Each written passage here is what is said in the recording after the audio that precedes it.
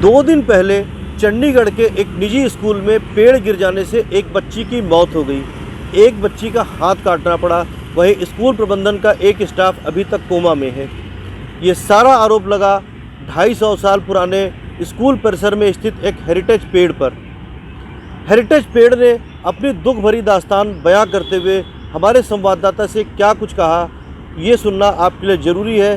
मगर इस पूरी खबर को सुने उसके पहले अगर आप इस खबर को हमारे फेसबुक पेज पर देख रहे हैं तो कमेंट करके अपनी राय ज़रूर व्यक्त करें, और अगर यूट्यूब पेज पर देख रहे हैं तो भी कमेंट करके अपनी राय ज़रूर व्यक्त करें।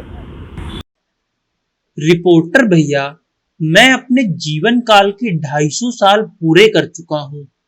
जब मैं जवान था तभी मेरे सामने यह स्कूल बनकर तैयार हुआ। बच्चों के आने के बाद मैं भी अपना बचपन उनमें देखने लगा। बच्चों से मुझे बहुत प्यार है और बहुत ज्यादा लगाव भी है। अब आप ही बताओ कि जब मुझे अपने बच्चों से इतना प्यार और लगाव है तो मैं उनकी जान कैसे ले सकता हूँ, जो अक्सर मेरे आसपास चारों तरफ बैठकर अपनी चंचलतापूर्ण बातें करते हुए शरारत करते थे और कभी कभी तो मुझे भी सजाते थे। जब मैं सजाया जाता था तब मैं और भी खूबसूरत लगता था। आज उन्हीं बच्चों की जान लेने का आरोप मेरे ऊपर लगाया जा रहा है, जबकि इसका जिम्मेदार मैं नहीं हूं। यह पूरा सिस्टम है जिसकी वजह से आज मेरा 250 साल पुराना वजूद सिसकियां लेते लेते दम तोड़ रहा है। जब मैं जवान था तब मेरे पास इसी सिस्टम ने एक बोर्ड लगाकर मुझे हेरिटेज घोषित कर दिया।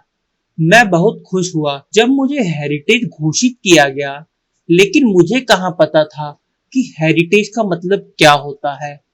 मैं तो सिर्फ इतना जानता था कि मुझे अपने बच्चों से सिर्फ और सिर्फ प्यार करना है। इधर मेरा शरीर जवानी से बुढ़ापे की तरफ बढ़ रहा था, मगर जैसे जैसे बूढ़े शरीर में कोई ना कोई बीमारी लग जाती है और उसका सही इलाज ना हो तो वह धीरे धीरे फैलती जाती है। कुछ इसी तरह से मेरे जवानी से बुढ़ापे की तरफ बढ़ते बढ़ते मेरे शरीर में भी धीरे धीरे दीमक लगनी शुरू हो गई, और उसने धीरे ही धीरे अंदर ही अंदर मेरे शरीर को खोखला कर दिया। मगर क्योंकि मैं हेरिटेज था इसलिए मेरी तरफ सिस्टम का ध्यान नहीं गया।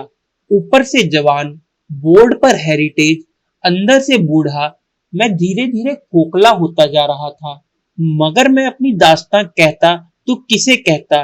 दीमक मुझे खोखला कर रहे थे और उधर जवान मगर बूढ़ा शरीर अपने 70 फुट के लंबे हाथों का वजन उठाने में नाकाबिल होता जा रहा था।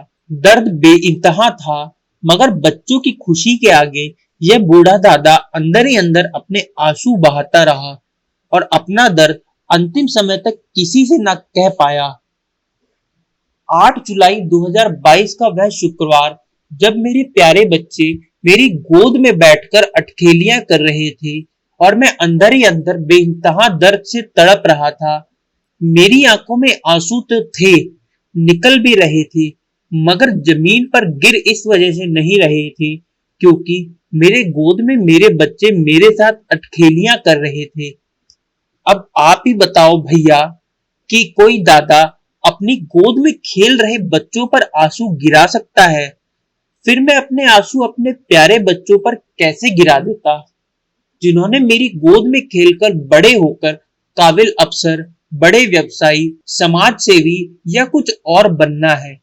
बहुत मुश्किल हो रही थी दर्द को सहने में, आंसुओं को रोक पाने में। आखिर में मेरी हिम्मत जवाब दे गई और मेरी सांसों ने मेरा साथ छोड़ दिया। मैं अपनी गोद में खेल रहे बच्चों पर ही जा गिरा। अब रिपोर्टर भाई साहब, आप ही बताओ इसमें मेरा क्या कसूर? अगर मुझे समय से दवाई मिल जाती, मेरा इलाज हो जाता, तो मैं जो दर्द बर्दाश्त कर रहा था वह ना होता और मैं बच्चों पर ना गिरता। मेरे गिरने के साथ ही मेरे चारों तरफ चीख पुकार मच गई। बच्चों की रोने चीखने की आवाज मेरे अंतर्मन में घुलती रही। मैं अंदर ही अंदर रोता रहा। जिस गोद में बच्चे रोज आकर बैठते थे, खेलते थे, आज उसी गोद पर आरोप लग रहे थे कि मैंने बच्चों की जान ले ली। मेरे चारों तरफ फैले बच्चों के टिफिन बॉक्स फैले पसरे पड़े हुए थे। मगर आज मैं चाह कर भी कुछ नहीं कर सकता था। मेरे प्यारे बच्चों, मुझे माफ कर देना कि जब मेरी मौत निकट थी तो मैं तुम लोगों को बता नहीं पाया। मैं तो चला गया हूं, लेकिन जाते जाते मैं इस सिस्टम से कुछ सवाल जरूर पूछना चाहूंगा। क्या सिस्टम को मेरे मरने का ही इंतजार था?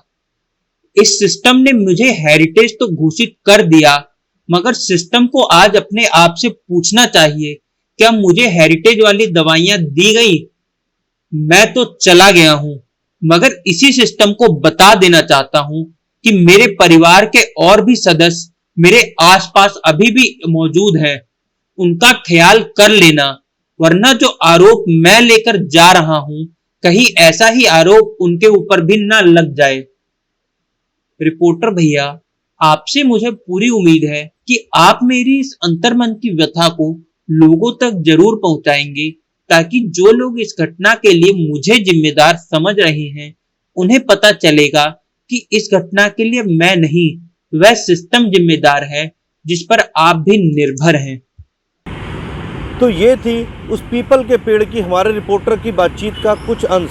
अब आपका फ़र्ज़ है कि आप अपनी मोबाइल पर या लैपटॉप पर या कंप्यूटर पर जहाँ पर भी आप इस खबर को देख रहे हैं, उंगलियां चलाएं, कमेंट बॉक्स में जाएं, कमेंट करें और बताएं कि इसमें गलती किसकी थी।